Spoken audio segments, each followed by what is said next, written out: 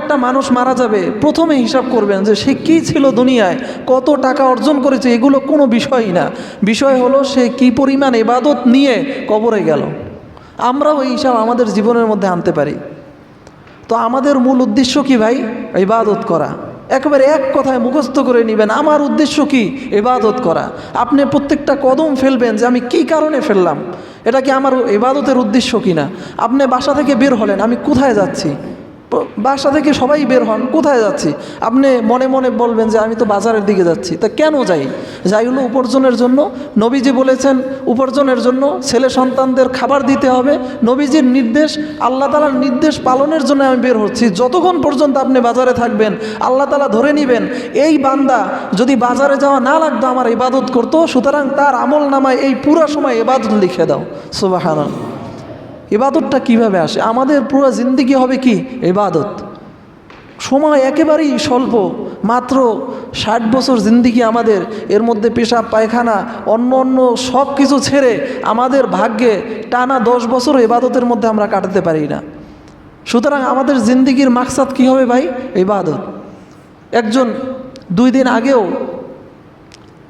আগে এই কালকি একজন প্রশিক্ষণ দিতে গিয়ে একজন বড় অফিসার, তিনি পাইলট, তিনি মারা গেছে, আপনারা জানেন। আমার কথা হলো এখানে আমাদের উপদেশটা কি? উপদেশটা তিনি এত অর্জন করলেন, এত ডিগ্রি করলেন, এত কিছু করলেন, দুনিয়ার জন্য জান দিয়ে দিলেন, কিন্তু আসলে তাকে যে রাষ্ট্রীয় সম্মানের সাথে তাকে কবর দিল, তার জায়গা আমাকে নিজেকে ধরবো যে আমাকে তো রাষ্ট্রীয় দিল, আমি এখন কবরে যে শুয়ে থাকবো, আমি কি পরিমাণ আমল নিয়ে এখানে এসেছি। আমরা সবার জীবনের মধ্যে এরকম এসেছে। আমরা কিছু কিছু উদাহরণ দিতে হয়, বলতে হয়। আমরা মাদ্রাসায় পড়েছি, আমাদের জীবনটা এমন ছিল যে আমাদের আত্মীয় স্বজন বড় বড় স্কুলে, সুন্দর সুন্দর স্কুলে ভর্তি হয়েছে, তারা অনেক উচ্চ পর্যায়ে ইঞ্জিনিয়ার হয়েছে, দেশ বিদেশে সফর করে, বড় বড় অফিসার। আমরাও একসাথে বের হয়েছি, আমরা মাদ্রাসায় পড়েছি। মাদ্রাসায় দিয়েছেন বাবা মা এই জন্য যে আমার ছেলেটাকে আমি দুনিয়ার কিছুই বানাতে চাই না, চাই সে আমল করুক, আমাদের জন্য কিছু অর্জন করুক। যার কারণে কি হয়েছে, আমার নিজের কথা না, আমার সাথে একজনের কথা বলি, ছোটোবেলা থেকে সে একসাথে পড়েছি। রাত্রে আমরা ঘুমাতাম, দেখতাম সে দাঁড়িয়ে দাঁড়িয়ে তাহাজ্জুদ পড়ে, দাঁড়িয়ে দাঁড়িয়ে কোরআন শরীফ পড়ে 5 পারা 6 পারা। দেখেন আমাদের জীবনে এমন সময় গেছে আমরা সারা রাত গানের মজলিসে কাটিয়েছি, তো এমনও মানুষ আছে সারা রাত তারা কখনো তো নামাজ তো ছোটার তো দূরের কথা, প্রত্যেক দিন তারা 5-6 পারা করে কোরআন তেলাওয়াত করছে, নামাজ পড়ছে, তাহাজ্জুদ পড়ছে। তাদের জীবনটা 30 বছর পার হয়ে গেছে। চিন্তা করেন তার জীবনে কি পরিমাণ আমল জমা হয়েছে। সেও কবরে যাবে, আমার জীবনটা একেবারে পুরা ফাঁকা, আমিও কবরে যাচ্ছি। যাই হোক, দুনিয়ার আসলে এগুলো কোনো হিসাবই না। মূল হিসাব হলো যে আমি এটা করলাম কিনা।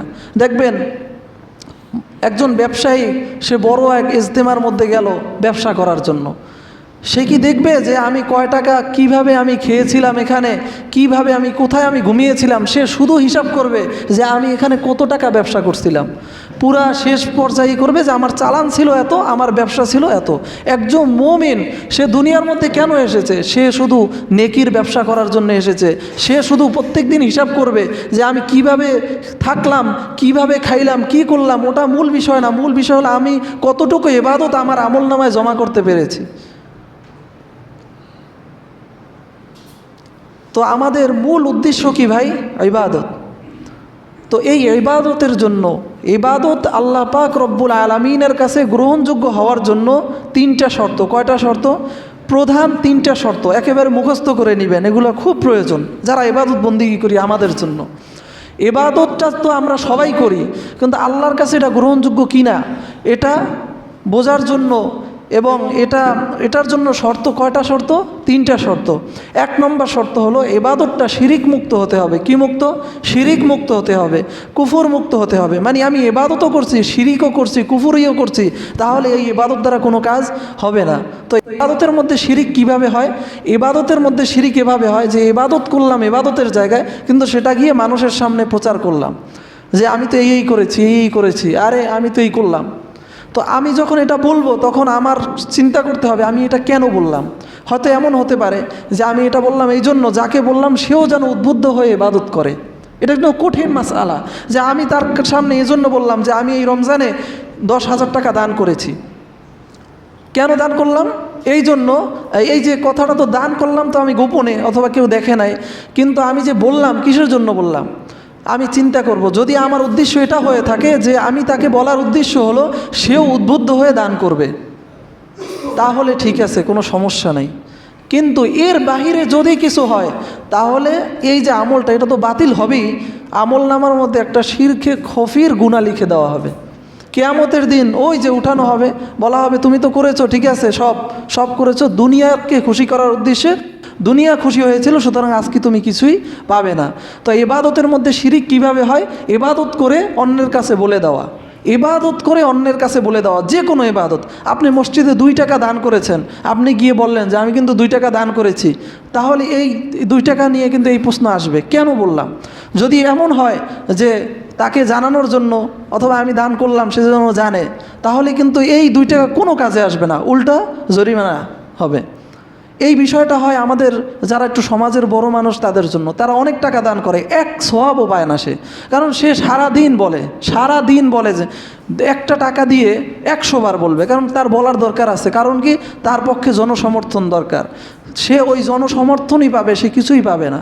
কিন্তু যদি এমন হয় যে না, আমি এটা দান করে উদ্বুদ্ধ করছি মানুষকে যে বড় মেয়ে দান করেছে আমারও করা দরকার, তাহলে সমস্যা নেই। এটা আল্লাহ তাআলার নির্দেশ আছে যে তোমার নিয়ামত সম্পর্কে তুমি জানাও। এই একটা যে কোনো বিষয়, এটা মনে রাখবেন, এটা বিস্তারিত আলোচনা করা যায়, নিয়ে আরও আলোচনা করা যায়, এটা যেহেতু ভয়াবহ বিষয়।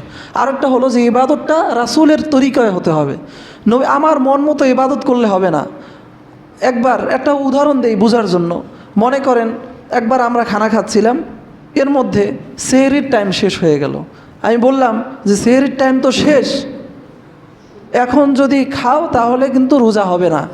সে বলে যে রোজা কিভাবে না হয় সেটা আমি দেখব, এই বলে খাওয়া শুরু করলো। আচ্ছা, তার কি রোজাটা হবে? তার রোজাটা হবে না, কারণ রাসূলের তরিকা অনুযায়ী হয় না। সে যতই যাক হোক, দুনিয়ার মধ্যে তো কেউ বলবে না যে তোমার রোজাটা হয় নাই, বাকি তার বুঝে নিতে হবে, তার জেনে নিতে হবে কোরআন হাদিস থেকে কোন পর্যন্ত।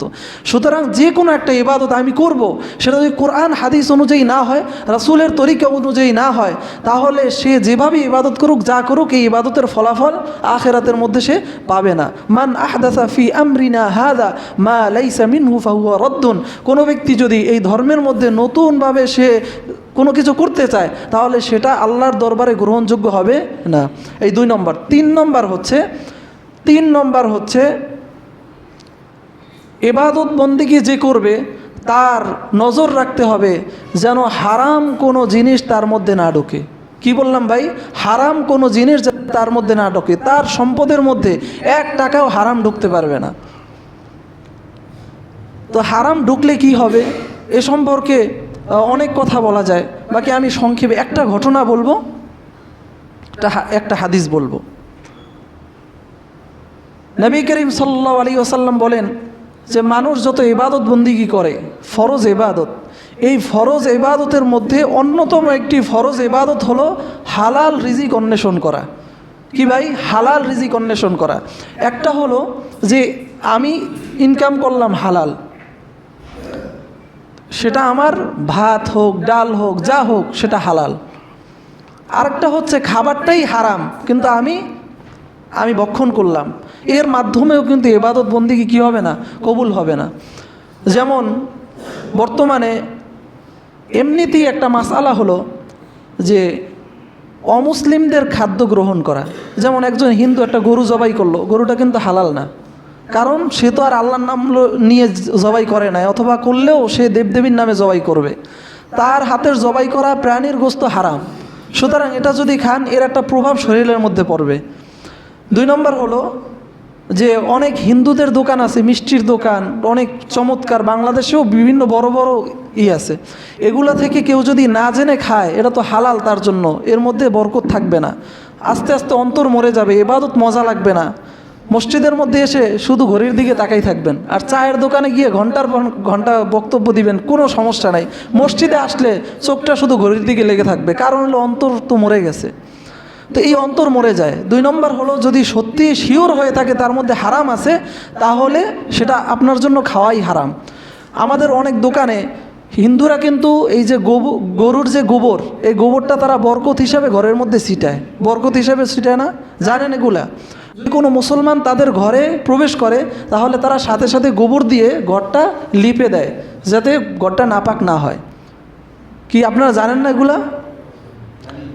অথচ গোবর হচ্ছে গরুর গোবর হচ্ছে নাজাসাতে গলিজা, এর এক সিটা যদি আপনার পাঞ্জাবিতে লাগে তাহলে সেটা আপনার পুরো পাঞ্জাবি ধুইতে হবে, নাপাক হয়ে যাবে, মানে ওই জায়গা ধুইতে হবে। তাহলে দেখেন যেটাকে আমরা একেবারে নাপাক মনে করি সেটাকে তারা কি মনে করে? বরকত মনে করে। বরকত মনে করার কারণে কি করে সেই কথাটা আগে মনে রাখার, সেটা হলো তারা যখন এই যে তাদের ব্যবসা বাণিজ্যে বরকতের জন্য তারা যখন সন্দেশ বানায়, তারপর রসমালাই বানায়, মিষ্টি বানায়, তারা সকালবেলা এরকম গোবর পানির মধ্যে গুলে এরকম ছিটায়। ছিটানোর কারণে ওরা তো বরকতের উদ্দেশ্যে ছিটায়, ওদের বরকত হয় দোকানে, আর আমাদের তো নাপাক খাওয়ায়। এই জন্য হিন্দুদের দোকান থেকে মিষ্টি, তারপর সে যদি একেবারে আপনার সামনে বৈশাও বানায় তারপরও আপনার জন্য খাওয়াটা বেবরকতি। মুসলমানদের দোকান থাকলে সহজে গ্রহণ করবেন না। আর যদি নাও জানেন, আর যদি জানেন তাহলে তো স্পষ্ট হারাম। আমরা একটা ঘটনা শুনেছি, কুমিল্লা একটা প্রসিদ্ধ মিষ্টির দোকান আছে, একেবারে প্রসিদ্ধ, সাধারণত হিন্দুরাই বানায়। আমাদের মুফতি দিলাওয়ার সাহেব, এই যে মিরপুরের সবচেয়ে বড় মুফতি, উনি একবার এই মিষ্টির দোকানে মিষ্টি আনতে যাচ্ছিলেন। ওনাকে চিনেন একজন মুসল্লি, বলে হুজুর আপনি কোথায় যান? যে আমি ওখান থেকে মিষ্টি আনতে যাই। যে হুজুর আমি তো ওখান থেকে নিয়মিত মিষ্টি খাইতাম, কিন্তু একদিন সকালবেলা আমি যখন মিষ্টি আনতে গেলাম দেখলাম যে বরকতের উদ্দেশ্যে এমনিভাবে গোবর ছিটাইতেছে, সুতরাং এই জায়গা থেকে কখনও কিনবেন না। তাদের কাছে পাক না পাকের কিছু নেই। তো এইটা মাঝখানে বলে দিলাম যে এটাও একটা হারাম। এই হারাম যদি আপনার আমার পেটে ঢোকে তাহলেও কিন্তু ইবাদত বন্দেগী যত করি এগুলো কিন্তু উপরে যাবে না। আরেকটা হচ্ছে যে ইনকামের মধ্যে হারাম, একটা টাকাও ইনকামের মধ্যে কি ঢুকাবেন না? হারাম ঢুকাবেন না। একটা ঘটনা বলি, ইব্রাহিম ইবনে আদহাম রহমতুল্লাহি আলাইহি, অনেক ঘটনা আছে, বললে আপনাদের সামনে বিষয়টা একেবারে ক্লিয়ার হয়ে যেত। ইব্রাহিম ইবনে আদহাম রহমতুল্লাহি আলাইহি একবার মসজিদে আকসা বাইতুল মুকাদ্দাসের মধ্যে শুয়ে আছেন। বাইতুল মুকাদ্দাস ফিলিস্তিনে, আর মক্কা থেকে তো অনেক দূর। শুয়ে আছেন, তিনি হঠাৎ শুনতে পেলেন যে দুইজন লোক বলা বলি করছে, একজন আরেকজনকে বলে যে এই যে মসজিদের মধ্যে একটা লোক শুয়ে আছে, তুমি কি তাকে চিনো? সে বলে হ্যাঁ চিনি। তো এই ব্যক্তিটা তো অনেক আল্লাহ তাআলার এক প্রিয় বান্দা, কিন্তু 40 দিন যাবৎ তার সমস্ত ইবাদত আসমানের নিচে, আসমানের উপরে যায় না। তো কারণটা কি? কারণ হলো সে মক্কায় গিয়েছিল, মক্কায় গিয়ে খেজুর কিনেছিল, খেজুরের মধ্যে একটা দোকানদারের খেজুর ঢুকে গেছে, সেটা খাওয়ার কারণে তার ইবাদত বন্দেগী আর আল্লাহ তাআলা কবুল করেন না। এই কথাটা ইব্রাহিম ইবনে আদহাম রহমতুল্লাহ আলাইহি শুনে ফেললেন। এগুলো বড় বড় বুজুর্গদের সাথে এরকম ঘটনা ঘটে, আল্লাহ তাআলার প্রিয় বান্দা হওয়ার কারণে তাদেরকে সতর্ক করেন। আর এই ঘটনা কোরআন হাদিসের সাথে সামঞ্জস্যশীল। তো তিনি যখন এটা শুনলেন, তিনি সাথে সাথে উঠলেন, উঠে গিয়ে সেই মক্কায় গেলেন, সফর করলেন। গিয়ে যেই দোকান থেকে খেজুর কিনেছিলেন সেই দোকানে দেখলেন আরেকজন বসা। বললেন যে এখানে একজন লোক খেজুর বিক্রি করেছিল, আমি অনেক দিন পূর্বে খেজুর কিনেছিলাম, খেজুর মাপার সময় একটা খেজুর নিচে পড়ে গিয়েছিল, আমি মনে করেছিলাম এটা আমার খেজুর, অনেক সময় পড়ে যায়, আমি উঠিয়ে তারপর খেয়ে ফেললাম, কিন্তু আসলে এই খেজুরটা আমার ছিল না, তোমাদের দোকানের ছিল, তো আমি চাই এই টাকাটা ফেরত দেওয়ার জন্য। তখন তিনি বললেন যে আমার বাবা তো কিছুদিন পূর্বে মারা গেছে, মারা যাওয়ার কারণে এই একটা খেজুরের এই সম্পদটার ভাগ ওয়ারিসদের মাঝে বণ্টিত হয়ে গেছে, এর ভাগ আমার মা পাবে, আমার ভাই পাবে, আমার বোন পাবে, সবাই পাবে, সুতরাং আমি একা যদি ক্ষমা করে দেই তাহলে হবে না, আপনি আমাদের ঘরে যান, গিয়ে সবার কাছে বলেন। দেখেন একটা খেজুরের মধ্যে কয়টা ভাগ। আর আমরা অনেকে আছে ওয়ারিসের ক্ষেত্রে আমরা টালবাহানা করি, অনেক সময় অনেক আছে, বিষয় আছে, ফাঁক ফুকার বের করতে পারি, নিজের বিরুদ্ধে গেলে এমন সুন্দর মশালা বানাতে পারি, নিজে বানিয়ে কারো কাছে ফতুয়ার প্রয়োজন হয় না। আমি ছোটোবেলা থেকে বের হয়ে প্রায় আমি 17 বছর পড়ালেখা করছি, 17 বছরে মনে হয় মাসআলার কিতাব পড়েছি, মানে 5-6টা পড়ছি এবং পড়াইছি, ইফতা পড়লাম মাসআলার উপরে। এখনও অনেক মাসআলা আছে আমি নিজে পারি না, বুঝি না, অথচ মাসআলা জিজ্ঞাসা করলে আপনারা মনে হয় একজন 14-15টা মাসআলা বলে দিতে পারবেন, সবাই জানেন সব। একজনকে জিজ্ঞাসা করা হলো যে অজুর ফরজ কয়টি জানো? সে বলে জানি না, মানে এটা কোনো বিষয় হলো? অজুর ফরজ হলো 17টি। এখন সে বলতে বলতে অনেকগুলো বলে, কয় যে 17টা পর্যন্ত পারলাম, আরও জানি কিন্তু বললাম না আজকে। বুঝছেন বিষয়টা? মাসআলা এরকম অনেকে বানাতে পারে, আসলে মাসআলা তো সহজ বিষয় না। মাসআলা জেনে জেনে আমার এখন অনেক মাসআলা আমার বিরুদ্ধে আসলে আমি জানি, তারপর আরেকজনের কাছে এই জন্য বলি যে আমার হয়তো নিজের পক্ষে নিজে বলে দিব, এই জন্য তার কাছে বলে ফতোয়া নিয়ে তারপর আমি চলি। আমার নিজের কথা বললাম। এই জন্য আমার যুবক ভাইরা, ইব্রাহিম ইবনে আদহাম রহমতুল্লাহি আলাইহি তখন গিয়ে তাদের কাছে মাপ চাইলেন এবং ওখান থেকে ফিরে আসলেন, বায়তুল মুকাদ্দাসে প্রবেশ করলেন। এবার তিনি আবার দেখলেন যে দুইজন লোক আসছে, যে তাকে চিনো, হ্যাঁ ইব্রাহিম ইবনে আদহাম, সে এরকম খেজুর খেয়েছিল যার কারণে তার ইবাদত উপরে পৌঁছায় নাই, কিন্তু সে তার ওয়ারিসদের কাছে গিয়ে মাফ চেয়ে সেটা পরিশোধ করে এসেছে, যার কারণে আল্লাহ পাক রব্বুল আলামিন তার উপরে এত খুশি হয়েছেন যে পূর্বে এই যত এখান থেকে যেতে যত খরচ হয়েছে, যত সময় হয়েছে, সবটাকে নেকের মধ্যে পরিবর্তন করে আল্লাহ তাআলা সব কবুল করে নিয়েছেন। হালাল রিজিক, আমার যুবক ভাইরা, চাকরির কারণে বিভিন্ন কারণে হালাল রিজিক ঢোকে না। আমার বাবা, আমি জানতাম, আমরা দেখিনি, অনেক আগে তিনি সরকারি চাকরি করতেন, শুধুমাত্র রিজিককে হালাল করার জন্য, গুনাহ থেকে বাঁচার জন্য তিনি সরকারি চাকরি ছেড়ে দিয়ে একটা মক্তবের মধ্যে ঢুকছেন হলো পড়ানোর জন্য। কি করুন ইতিহাস, কিভাবে কষ্ট করে চলছে, কিন্তু হারামের কাছে যায় না। এরকম অগণিত মানুষ আছে যারা হারাম থেকে বাঁচার জন্য দৌড়ে পালিয়েছেন। কারণ কি, নবীজি বলেন ওই দেহ, ওই শরীরটা জান্নাতের মধ্যে প্রবেশ করবে না যা হারামের মাধ্যমে যেটা হয়েছে। লা ইয়াদখুলুল জান্নাতা জাসাদুন গুযিয়া বিল হারাম, হারামের মাধ্যমে হয়েছে, ওই শরীরটা জান্নাতে যাবে না। তো আমরা যারা ইবাদত বন্দিগি করি, আমরা যেমনিভাবে ইবাদত বন্দিগি সুন্দরভাবে করি, ইবাদত বন্দিগিটা যদি আল্লাহর দরবারে গ্রহণযোগ্য করাতে চাই, তাহলে আমাদের প্রাথমিক শর্ত হলো যে আমাদের রিজিকটা হালাল হতে হবে। কি হতে হবে? হালাল। আমরা অনেকে মনে করি যে হালালটা দিয়ে খাই আর হারামটা দিয়ে মোবাইল কিনি, বাড়ি করি, তাইলে তো আর সমস্যা নেই, শরীরের মধ্যে ঢুকলো না। আসলে এই সব কিছুই হারাম। আর এত মারাত্মক হিসাব, আমি হারাম অর্জন করে গেলাম 1 লাখ টাকা, 1 লাখ টাকা দিয়ে ব্যবসা করে আমি বড়লোক হয়ে গেলাম 10 লাখ, এই 10 লাখ সবই হারাম।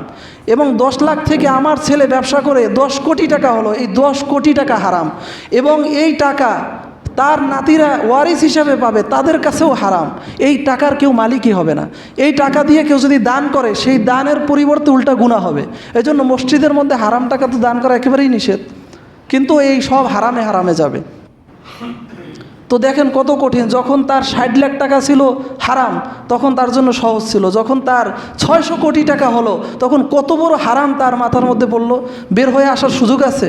এই জন্য শুরু থেকেই 1 টাকাও যেন আমার সম্পদের মধ্যে হারাম না ঢোকে। আমার সন্তানের কাছে গেল হারাম, সেও এটা পবিত্র করতে পারবে না, সে ভোগ করতে পারবে না যতক্ষণ পর্যন্ত একটা বাড়ি করে গিয়েছে 10 লাখ টাকা হারাম। সন্তান ওই বাড়ির বসবাস ওই সময় করতে পারবে যখন হালাল 10 লাখ টাকা সওয়াবের নিয়ত ছাড়া দিয়ে দিবে মানুষকে, তখন এই বাড়ি ভোগ করতে পারবে, এছাড়া ভোগ করতে পারবে না। যদি ভোগ করে এর আযাব সে ভোগ করতে হবে। কত কঠিন বিষয়। আল্লাহ তাআলা আমাদেরকে হালাল হারাম বুঝে তারপর চলার তৌফিক দান করুক। সময় শেষ, একটু একটা ঘোষণা দেই।